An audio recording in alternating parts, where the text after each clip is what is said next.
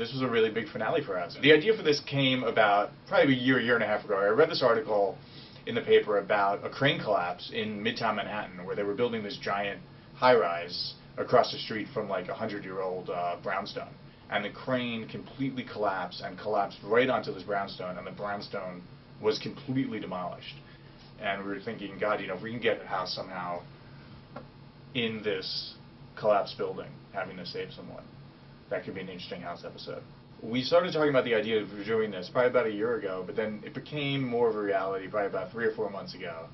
We knew it was going to be huge, and we got the sign-off creatively from David Shore. We started moving ahead with prep a lot sooner than the average episode because we had to build this entire building and then make it look like the entire building had been knocked down.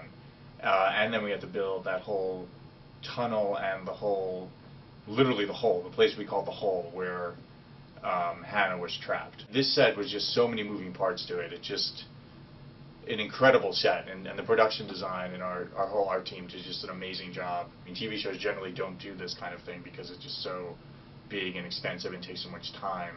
But fortunately, everyone here was on board. The studio and the network were all on board with this story. So we were able to build this giant set, which basically took up an entire soundstage over on Stage 10, where we built this building that is, you know, that crushed building is just something we built, and the whole city street outside and the whole kind of like brownstones next door is all stuff we built, from the crushed cars to all the concrete that fell and all the giant crane that fell there. It's all that stuff is stuff that our guys built, and it's really amazing. It really worked out well. Obviously, it's a big idea, and it felt like, oh, like it could really work in this season where we started out at the beginning of the year, house in a really dark place in Mayfield, but then coming out of Mayfield sort of hopeful and hoping that, you know, if he starts changing a little bit and starts trying to be happy, that maybe he could be happy too, and if he starts doing the right thing, maybe good things would happen for him and he would be happy. And this sort of felt like a great way to sort of end that story for this season.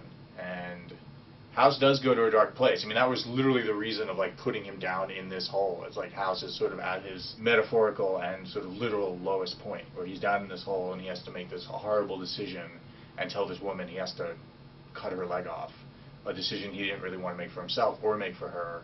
And then it leads to this really dark ending.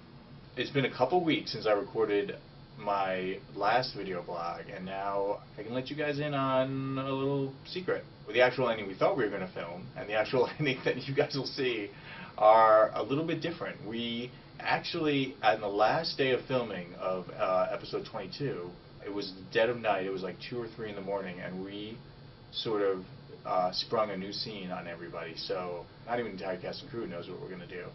And it's pretty interesting what this new ending is going to be. It's certainly not the ending I described last time. It's certainly not dark, but it's definitely controversial, so I think you're going to like it.